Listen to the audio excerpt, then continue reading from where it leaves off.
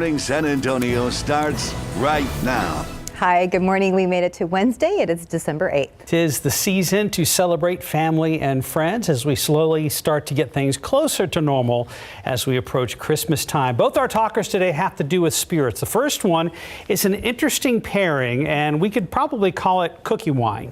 Yeah, it's Barefoot, which is the wine, and Oreo made a wine to pair with Oreo Thins. Over the years, as wine has shed its snobby reputation, drinkers have embraced more everyday wine pairings. From wine and quarantine snacks to wine and Halloween candy, we've seen major brands team up with packages and pairings. So now two of the biggest names in the game have announced a collaboration sure to solidify the reputation of down-to-earth pairings. Of course, Barefoot releasing a collaboration wine inspired by Oreos. A brand manager for Oreo said, "Everyone knows red wine pairs well with chocolate, but Oreo Thins and America's most loved wine, Barefoot wine, are collaborating to take this classic combo to a whole new delicious level." So no Oreo cookies were harmed in the production of this. Instead, Barefoot says their very first cookie-inspired wine is intended to perfectly pair with Oreo Thins, thanks to that 13% ABV's blend aromas of chocolate and tasting notes that include more chocolate, cookies, and cream.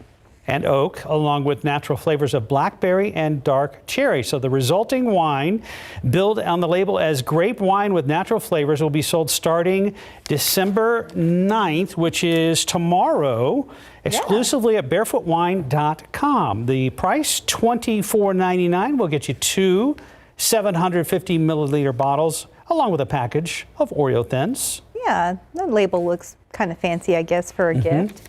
Not too bad there.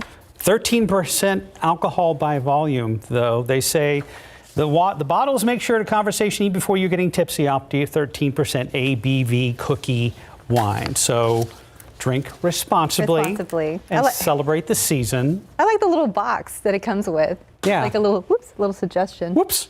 Yeah, that's not wine. That's a bottle of water right there. Let's look at today's 9 at 9. The search for victims continues in Indonesia after a volcanic eruption left dozens of people dead and many buried. Thousands of residents were evacuated from the region after ash and lava swept through nearby towns. Hundreds of homes were destroyed. Today, a former Minneapolis police officer will stand trial for the murder of Dante Wright, a 20-year-old killed during a traffic stop. Kim Potter is charged with second and first-degree murder. Opening statements begin today. Closing arguments happening this morning in the case of Jussie Smollett. The Empire actor faces 6 felony charges for allegedly lying about a staged attack. Jury deliberations should begin later today. Mark Meadows could become the latest official from former President Donald Trump's administration to face criminal contempt charges from the January 6th committee. The panel said it would pursue the charges if the former White House chief of staff would not cooperate and attend a deposition scheduled for today.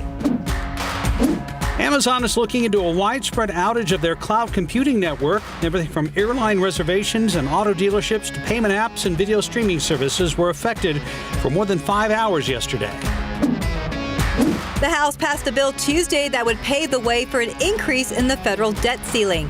It now goes to the Senate, then if approved, the president. Then Congress could vote on raising the limit. A longtime family restaurant is suing the city of San Antonio. The Lim family behind Golden Star Cafe says a warehouse building next door to their restaurant, although historic, is unsafe and needs to be demolished. Today marks the anniversary of the first COVID-19 vaccine. 1 year ago, 90-year-old Margaret Keenan received the first Pfizer-BioNTech vaccine at University Hospital in the United Kingdom. And Clark's New Year's Rockin' Eve is adding a new location to bring in 2022, Puerto Rico. Actress Rosalind Sanchez will be hosting from the island. This will be the first Spanish-language countdown of the long-running New Year's Eve show. And that's today's 9 at 9. If you haven't stepped outside yet, it is a beautiful Wednesday here in South Texas. Yeah, warming up just a little bit. Well, I don't know if I call it warming up, but 54 degrees, not in the 40s anymore. Well, we've jumped up 10 degrees or so, and it's going to be a pretty rapid warm up, especially by the time we get to the lunch hour. It's going to feel great outside. The afternoon will feel great, too. I want to show you the time lapse. Always beautiful to watch the sunrise. There it is. Great colors. This morning we had some cirrus clouds there in the background. Very picturesque. Right now we're at 56 degrees, calm winds. Dew point is at 46. That number is slowly rising. We're going to see more humidity next couple days. Pollen count is in, molds are low. Mountain cedar's still there today, but it is as low as it goes. It's at 10, so not a big problem. And the temperatures at this hour, again, 56 here in San Antonio, 48 Boulevardy, 45 Comfort, 48 in Los Maples. Still chilly up in the hill country where we started in the 30s this morning. Compare that to the low to mid 60s along the coast where there still is a little bit of patchy fog because humidity and moisture has moved in there along the coast.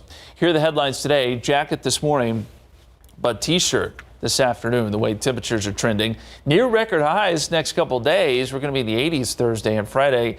And then a front moves in early on Saturday, brings some windy conditions and cools us down quite a bit. We're going to look at that forecast and take a look ahead into next week as well, which does bring some small rain chances. That's coming up in just a few minutes. And we're going to now toss it over to Steven with a look at what's going on a busy Wednesday morning. Yeah, it's definitely been pretty busy, Justin. It is now shortly after 9 this morning, but we've been talking about the situation here off I-10 at Hackberry for now almost 5 hours. Taking a look at traffic, it's almost the same that we saw a little bit earlier during GMSA where traffic was moving slowly. The only difference now is that the sun is out and we can get a clear picture of that slow moving traffic through that area. Now, if you are just tuning in with us, this was an 18-wheeler that caught fire earlier this morning that's led to this big mess along I-10. Let's take a closer look at the map and see how things are shaping up. Now that we are well past morning rush, things are definitely moving very slow off I-10 westbound at 37. You can see traffic moving at just 18 miles per hour. So again, that has been there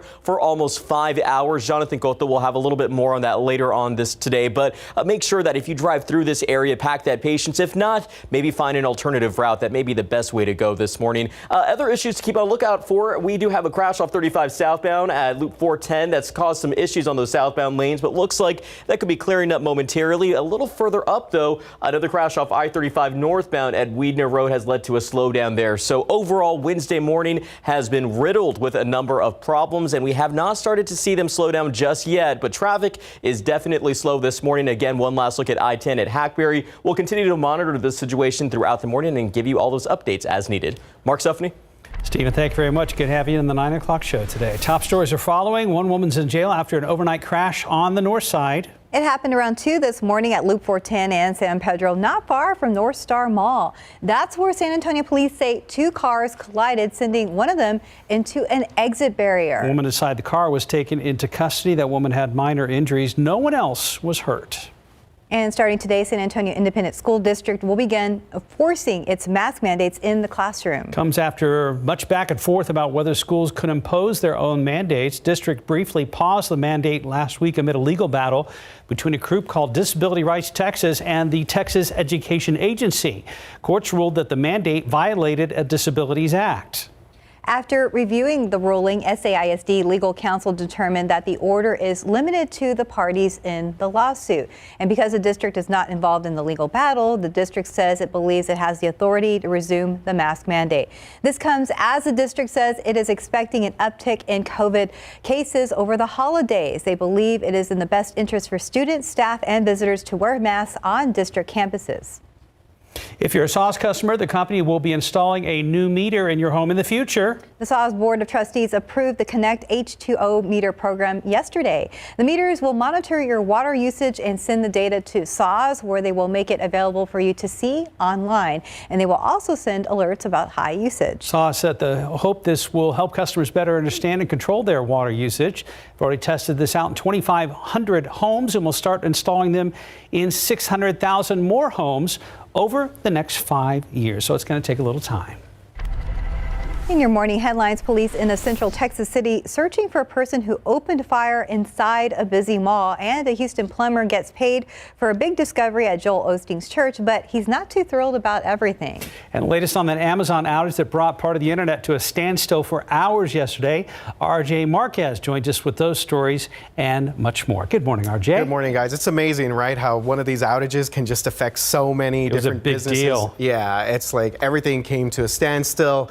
and we have a little bit of an update to that. But first of all, guys, let's start with those scary moments at a shopping mall in Central Texas. A person recovering this morning after being shot inside a shoe store at a mall in Killeen. So surveillance photos, you saw those behind me, were released of the alleged suspect, who police say is still out there. Police were called to the mall for the shooting around 7 p.m. last night. When they arrived, they were told one person was shot and described the scene as just a lot of chaos. Police ordered a shelter in place that continued for hours there at the mall. The police chief there is calling the situation fluid as they investigate and continue to search for that suspect. Hopefully we can identify the suspect. As you can imagine, there's a lot of video that we're probably going to have to go through and sort through. But I'm asking the public's help that if you hear about this, if you find out anything about this, if you know anything about this, you know, it's the holiday season, and there's innocent people who are hurt. And I'm asking you, if you know anything about this, please contact the Killeen Police Department so we can resolve this case. The mall there was also evacuated after the shooting, and no one else was injured. Okay, now to Houston, where a plumber is getting a reward after turning in a stash of cash he found hidden inside a mega church's walls. The plumber, who's only been identified this morning as Justin, turned in hundreds of envelopes and cash and checks he found in the wall while doing some work at televangelist Joel Osteen's Lakewood Church. Police say the discovery may be connected to a theft in 2014 of about $600,000 from that mega church. So Crime Stoppers actually gave Justin $20,000 as a reward for turning in those envelopes. That's probably the most exciting thing that I've ever seen. I didn't solve their case, but I solved very key important clues as to what could or may have happened there. So obviously Justin keeping his identity unknown for now. So a church spokesperson says the loss was covered by insurance, and they're happy that the plumber is being rewarded for turning in the money.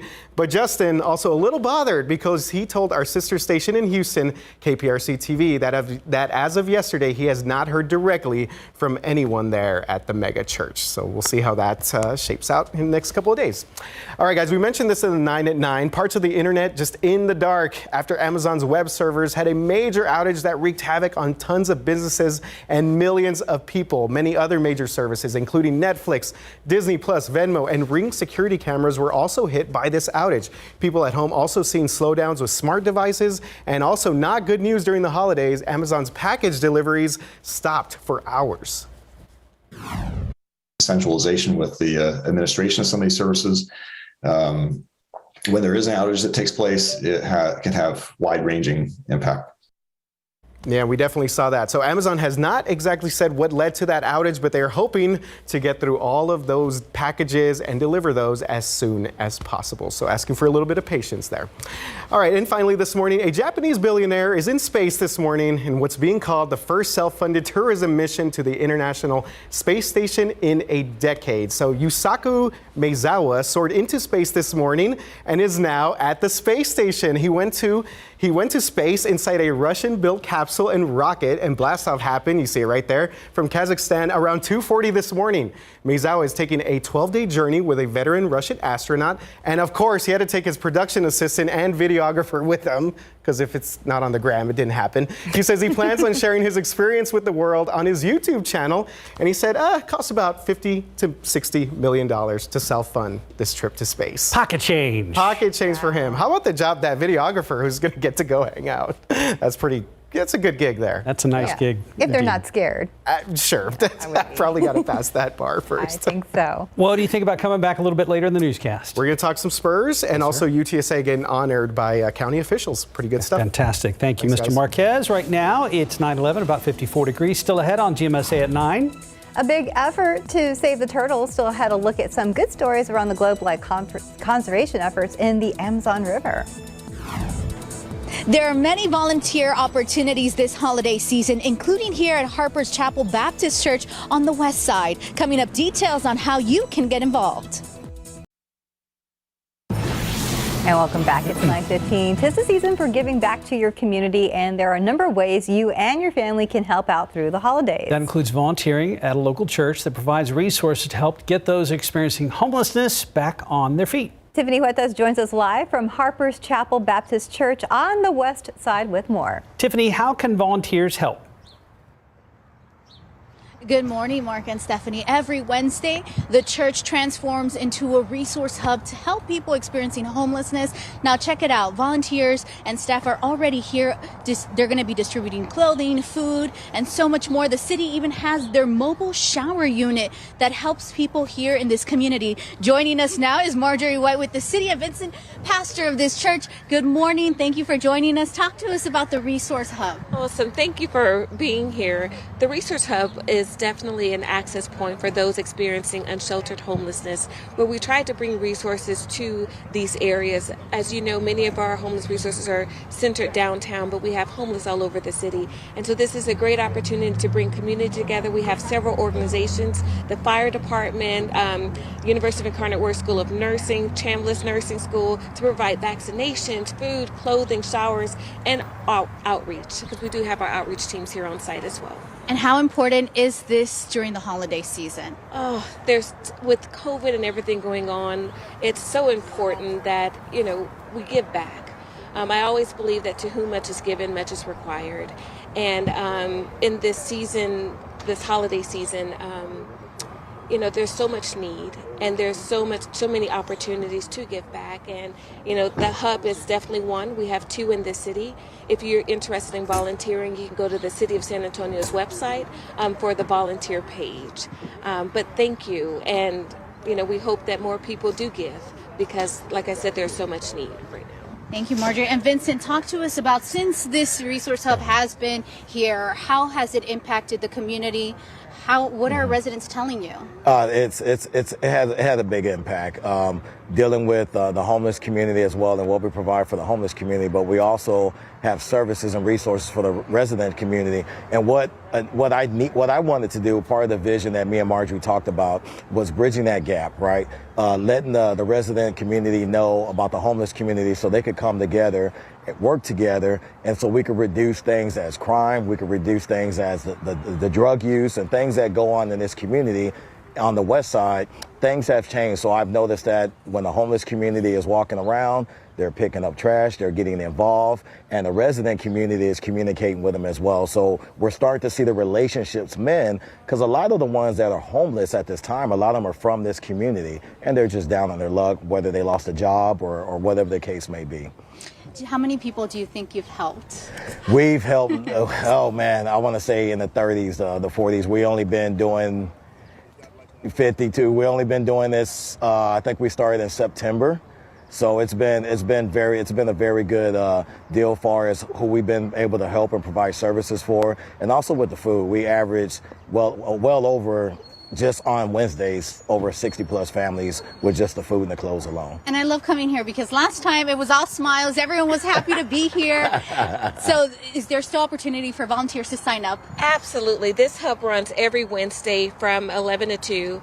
There's always room. We have the Corazon Day Center Hub. That's Monday through Friday from 10 to 4. So yes, please come. And at this hub specifically, we have served about 72 individuals experiencing homelessness, where they're getting them connected to shelter, getting them connected to housing resources, jobs, vaccinations, given that we're in this pandemic, high blood pressure screenings, STD screenings. We've done a lot. And today, the event is from 11 to 2 p.m.? Correct. Awesome. Thank you so much for joining us this morning. Again, we were talking about this, joking around, but if you're not here, you need to swing by and come here this morning, right, guys? Absolutely. Absolutely. All right, back to you guys in the studio. Thanks so much. Thank you, Tiffany. And what was just a plan now is being brought to life with paint. 6 different artists have begun painting murals on a wall outside Travis Park Church. Although they're different designs, they share a common message that all are welcome. The church wanted to find a special way to mark its 175th anniversary, so earlier this year it conducted a citywide search for muralists. The artists say they are glad the painting has begun. We have so many people walking by that are just taking pictures and talking to us. It just really shows like the power of art. Maybe a few more weeks before all the murals are done, but you can hear more from the artist now in this week's edition of If These Walls Could Talk. Just head on over to our website at KSAT.com. It is shaping up to be a nice day to do outdoor painting or anything else outdoors. Yeah, it was chilly this morning here in town, but Justin, you said on the early edition of GMSA it was cold in the hill country. It was. We got down into the 30s in a couple spots. This is our last cold morning for a couple of days, probably until we get to Sunday. And then Sunday is going to be really chilly. In between that, though, we're talking about some record heat. So let's first start with the lows this morning. 45 here in San Antonio. As Mark mentioned, chilly up there in Kerrville. 36 to start, 42 in New Braunfels, and 52 in Rock Springs. At least that was what the reporting site said. I'm not so sure about that. Maybe a little bit cooler up there. 44 Pleasanton, 53 in Beeville. Right now, we've got blue skies. What a great day. 56 now here in San Antonio. We'll be in the 60s, I think, by next hour. Probably close to 70 by the lunch hour. So it warms up very, very fast today. And we've got, with those clear skies, a lot of dry air, and that's allowing for that rapid turnaround. 56 right now in New Braunfels, 53 in Seguin, 52 Bernie Stage. And now we're in the mid-50s in Del Rio and Uvalde as well. You can see where there was some fog this morning, still showing up on visible satellite picture here. Victoria down towards Corpus Christi. That's quickly eroding, though, and I think it will be gone here in the next couple of hours. You can see the visibility down Victoria down to Corpus Christi, but not horrible. And the visibility should be getting better and better by the minute. Humidity was one of the reasons we saw fog down there. It started to increase this morning right along the coast. 2 points now in the 50s and 60s there. So a little bit more muggy, and then we transition into the 40s where we are here in San Antonio in the hill country, still in the dry category. But that changes tonight. Dew points will shoot up pretty quickly, and we'll be looking at dew points in the mid-60s by tomorrow. That's going to allow for some fog to develop. So while we didn't see it this morning, I think we do see it next couple of mornings before our front comes through and dries us out Saturday into Sunday. Here's a look at the forecast visibility, and you can see by 7 o'clock tomorrow morning, visibility is coming down in many spots. This particular model thinks the fog will be thickest in the hill country, but I think it could be thick anywhere here around the viewing area, at least for a time tomorrow morning. So we'll call it patchy fog, and then it should burn off by 10 a.m. or so. Here's the big picture, and we've got a little bit of a dip in the jet stream up across the Great Lakes, but generally speaking, we're going west-east here around Texas, and that's generally a pretty quiet weather pattern. We don't have a big dip to bring down very cold air, but we are going to see some cooler air by the weekend with a frontal boundary, and that storm system still back out over the Pacific, but it'll dump some snow across the Rockies and then make its way into the plains by, it looks like Saturday. And that's what will bring the front through. So here's a look at the futurecast. And again, off and on clouds tomorrow and Friday. Fronts on our doorstep by Friday evening and then blast through early Saturday morning. We're talking before sunrise here. And there's about a 20% chance of rain as that happens. It's not great. We're not looking for a lot of rain around here, but there could be some thunderstorms to our east. And then high pressure builds in on Saturday. It'll be windy and cooler. Forecast for today, up around 77. Can't beat that. Mostly sunny skies and southerly winds will be light. 82 tomorrow, 84 on Friday. The record's 85, so we're going to be right there in record territory, at least close to it. 62 on Saturday. That's the drop off with that front. And then 36 Sunday morning. That'll be one of our chilliest readings we've seen so far here in December. And some places in the hill country obviously could get near freezing, guys. Wow, from the 80s to the 30s. Yep. Thank you, Justin. 924, about 56 degrees. Pandemic cannot dim the lights of Christmas. Still ahead on GMSA at 9. Sarah Costa shares some good stories around the globe, like that of a German man's epic Christmas display. Welcome back. Time to take a look at some good news around the globe. From the Hawaiian Islands to the mountains of Peru, Sarah Costa shares the stories of some amazing discoveries and people coming together for a special cause. Neither the pandemic nor severe weather in Hawaii could keep about 150 World War II veterans from gathering for National Pearl Harbor Remembrance Day. That included about 40 survivors of the Japanese attack on Pearl Harbor. The Hawaii commemoration, just one of many across the country. President Biden and First Lady Dr. Jill Biden also visited the World War II Memorial in Washington. Conservationists, volunteers, and biologists had a celebration, releasing 1 million turtles into a river in the Amazon between Bolivia and Brazil. The World Wildlife Fund says turtles in the region are vulnerable thanks to climate change and human consumption of the reptiles. It's the 14th year of the conservation project. San Marcos University in Lima has a new resident, a mummy uncovered in Peru that's believed to be anywhere from 800 to 1,200 years old. Archaeologists say the remains were found in an underground tomb surrounded by pots, ceramics, gourds, and stone tools. Researchers will now be able to analyze the mummy at the university. It's almost like a scene out of National Lampoon's Christmas Vacation. Each year, Leon Schiepers decorates his house in northwestern Germany with tens of thousands of Christmas lights. He's had to scale back this year because of coronavirus restrictions, but that hasn't dimmed Schiepers' Christmas spirit. He says 40,000 lights, well, it's better than nothing. He says he still gets people stopping by to see the decorations, and this year he gets more time to relax. For GMSA, I'm Sarah Costa, KSAT 12 News. Just shy of 9:30, 56 degrees. A lot more ahead on GMSA at 9. We head to the Breast Cancer Symposium where we hear stories of triumph and get your questions answered. There's more to food than taste, also about tradition and creating memories, especially during the holidays. A little later, La Familia Cortez talks about tamales and what they mean to them this holiday season. And we are learning more about the Omicron variant and how it may get past the Pfizer vaccine. Coming up next, how the CEO says they plan to improve the next dose. One of the bigger questions surrounding the new Omicron variant is, will the current COVID vaccines work to prevent infection? Experts are starting to get some answers, and they say the Pfizer shot may not protect you. Researchers working in South Africa said Tuesday the Omicron variant partially evades the Pfizer vaccine. However, a study also showed that people previously infected who were then vaccinated are likely to be well protected. Boosters are also likely to add more protection. Pfizer CEO Albert Bourla thinks an Omicron-specific vaccine could be ready if it's needed. I think that if there is a need for the vaccine, we will have a vaccine in March. I don't know if there will be a need for a vaccine. We will know that in a few weeks. What we need to do to understand if there is a need for a vaccine, it is to see if the current one is providing an umbrella of protection, that it is solid enough. Bourla also said Pfizer is confident its investigational antiviral pill will be effective against the Omicron variant.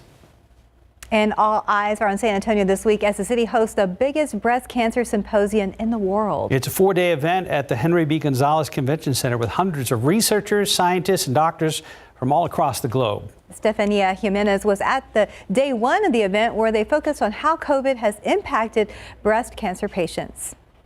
It made it more frightening because I'm already thinking about the cancer. Sharon Anderson has had a rough 2 years. As if dealing with breast and spinal cancer weren't enough, COVID added extra complications. I was in the middle of transitioning to a new treatment where I would take a shot. Then I had to think about how would COVID react with this new treatment. Thankfully, Sharon feels good. That's one of the reasons she's in San Antonio for this week's breast cancer symposium. She's there as a patient advocate. And speaking of patients are not getting their regular screening. Dr. Deborah Pat is an oncologist who joined the event virtually. She's noticed that COVID led to people delaying mammograms. The CDC looked at screening tests in April of 2020 and noticed that they were down by 87%. So Dr. Pat hopes that people reverse the trend. That's how we diagnose breast cancer early, before you can feel it. And the natural consequence of patients foregoing screening is that they tend to present with later stage cancers, and those can be associated with a higher risk of cancer death. However, COVID has led to some positive things. Things like telemedicine and electronic digital healthcare systems. Some of the things that we've implemented in our clinic in Texas Oncology are a robust use of telemedicine. And that's made it easier for patients in rural areas with few doctors to keep up with therapy or other types of treatment. As for Sharon, she has a long road ahead. She's going to need cancer treatments every 3 weeks for the rest of her life. But speaking on behalf of breast cancer patients, she's hoping that people who are otherwise healthy do this. I'm pushing for people to participate in clinical trials and support research, because that's the only thing that's going to keep us going and going to keep us alive. Stefania Jimenez, KSAT 12 News. And right now on KSAT.com, there's a place for you to ask your questions about breast cancer. Stephania is taking those questions to the experts at the symposium and getting them answered. Anything from signs and symptoms to prevention or treatment options. That article, again, on our homepage at KSAT.com. New study shows that new cases of anorexia skyrocketed in children and teens earlier during the pandemic. A study published Tuesday in the Journal of the American Medical Association network opened. It examined newly diagnosed cases of anorexia in children and adolescents at 6 pediatric hospitals in Canada between March and November of last year. Researchers found that cases increased from roughly 24 per month to around 40 per month. Hospitalizations were up too, roughly from 7 a month to 20 per month. Most of the new cases were identified in girls. Notably, the trends were more pronounced in areas with higher rates of COVID-19 infections. And happening next week, KSAT is hosting another UU Town Hall all about maintaining healthy habits during the holidays. This time of year filled with food and fun, but it can also take a toll on our mind and bodies. Tuesday, December 14th, David Sears will be joined by a mental health expert and nutritionist for some tips that might help you find some balance. Right now on KSAT.com, you can submit your questions for them. And taking a look outside with a live cam, a nice 58 degrees. Sun's out though, looks nice. Sun's out. We're going to see mostly clear skies most of the day. That scene is a beautiful one. We're going to see the blue skies going into this evening. Then the clouds start to fill in, and tomorrow's going to be a little bit more cloudy. Let's look across the state. Really pretty good weather for most of Texas. You got some chilly numbers up there in the Panhandle, sure, 38 in Amarillo, 39 in Lubbock, but you would expect that this time of year. Warm spot is down there in Brownsville, yet again, up to 70 degrees already today. A little closer look, closer to home, 60 in Gonzales, 62 Pleasanton, 60 in Cotulla. Otherwise, some chillier numbers up around Kerrville and Junction, 49 right now in Kerrville. There's a look at San Antonio, and we are sitting at 56. Dew point is at 46 and on the rise. Calm winds. And the forecast for today, we should be up around 77, mostly sunny, and southerly winds 5 to 10 miles per hour. A little bit of fog tomorrow and Friday. We'll take a look at that and time it out, plus time out that cold front, which is going to be here by the weekend. That's coming up in just a few minutes, guys. Thank you, Justin. A quick look at the roads with TransGuide. There's a holdup again there at I-10 in Hackberry. That's what Stephen Cavazos has been following all morning, so you'll want to be careful in that area. Still stacking in those westbound lanes. But tamales go hand in hand with the holiday season here in South Texas. And that tradition of families coming together for tamaladas this time of year is something many South Texans look forward to. And for the younger generations, there is now a book that you can read along with your little ones, thanks to Chef Carino Cortez and her sister Paloma from La Familia Cortez. Jen Tobias Strusky shares more. It's really about creating memories and passing things down to the next generation, spending quality time. Generation after generation, Latinos gather for tamaladas, or tamale making parties. This is a multi-generational gathering, and yet something was missing for the younger generations. At least that's what Carino Cortez and her sister Paloma noticed at their annual La Gran Tamalada in Market Square. I noticed that all the kids that were coming, and I'd ask the parents, why do they bring them back every year? And they said, well, I want my kids to have this experience. We don't do tamaladas at home. I didn't learn the recipes from my grandparents. And so I'd read a book every year, and there just wasn't one that talked about the tradition. It talked about everything else except for the tradition of tamales. So I really wanted to create something that exhibited that. And so here it is, Camila La Mágica makes tamales. The main character named after her daughter, Camila. So the character in the book is Camila La Mágica. It is a little girl inspired by my daughter, actually, and she wants to be a magician, learn all the tricks and magic behind her abuela's magic tamales. And so she goes through learning the recipe from her abuela, and that's really what the magic is. My daughter didn't really get it at first. She just knew that she loved the book. I was excited. I was kind of nervous reading it to her at first because kids are really honest. And she didn't really get that she was the a character in the book, but she loves making tamales, and now she understands it and she gets the message, so it makes me feel better. She's my toughest critic. The Cortez family, known in San Antonio for their signature restaurants, Mi Tierra, Pico de Gallo, La Margarita, and now Mi Familia, they are all about honoring and celebrating traditions of the Mexican culture. Cariño and her sister are third-generation foodies who grew up in the family business. Tamaladas are one of my favorite traditions. It kind of marries comida, cultura, and familia, so food, culture, and family. It brings all those together and ties it in. And passing down culinary and cultural traditions to the next generation is really my passion. It's important that we preserve all that.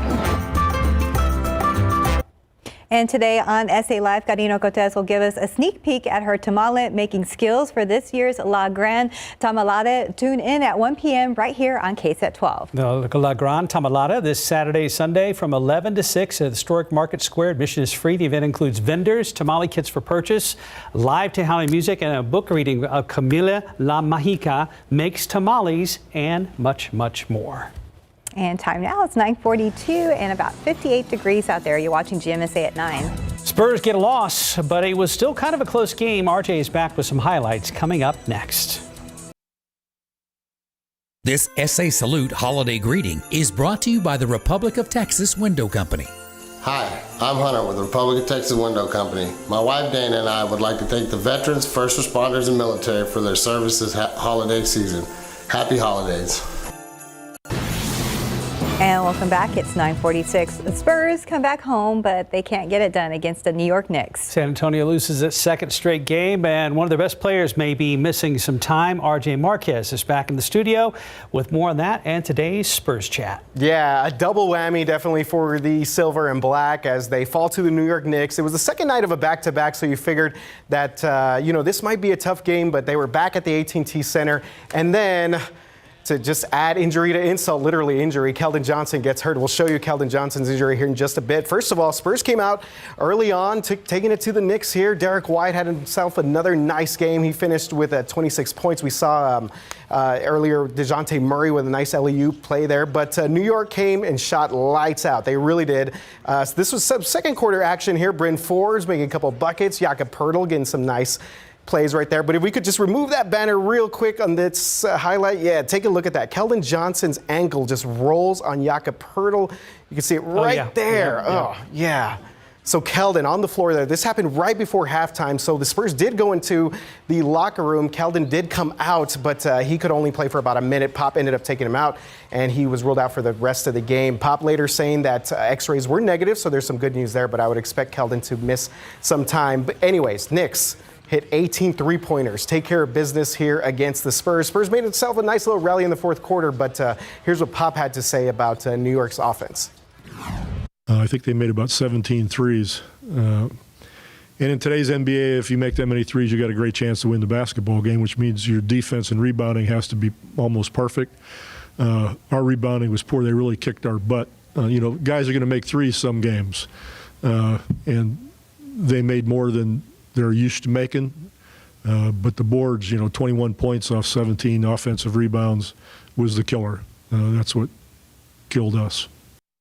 Yeah, Pop talking about the rebounding advantage that New York had there. Okay, so Spurs, they lose this one. It was the first game of a 5-game homestand. They are back here at home on Thursday night. They play the Denver Nuggets. So hopefully we can bounce back, get a little bit of rest here, and hopefully Keldon will be okay. All right, guys, moving on to some other news here. It was a big day for UTSA, and the honors just continue to come in for the Roadrunners. They were honored at Bexar County Commissioner's Court at the meeting yesterday for that 12-1 season, an amazing season for UTSA. A resolution presented to the team at the opening of that meeting, congratulating UTSA on the Conference USA Championship. Of course, they won last Friday night at the Dome, and so it's just great news here. UTSA just continues to take in all the spoils, all the goods here from the city and the county that has really embraced this run here. UTSA playing December 21st at the Tropical Smoothie Cafe Frisco Bowl. So we will be checking that out, guys. Very good. Very exciting season. Yeah, definitely. It's a good way to, after the Spurs loss, good news for UTSA. Yes. Thank you for doing that. The kudos continue for UTSA. There we go.